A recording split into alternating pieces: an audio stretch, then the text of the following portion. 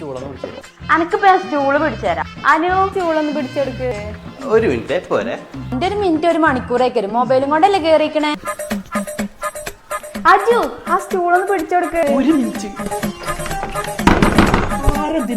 Thoothukudi MLA. Thoothukudi അത്രയും പാത്രം വേണ്ടി ഞാൻ വീട്ടിൽ വന്നിക്കണേ. ഒന്ന് വേഗം ഇറങ്ങി.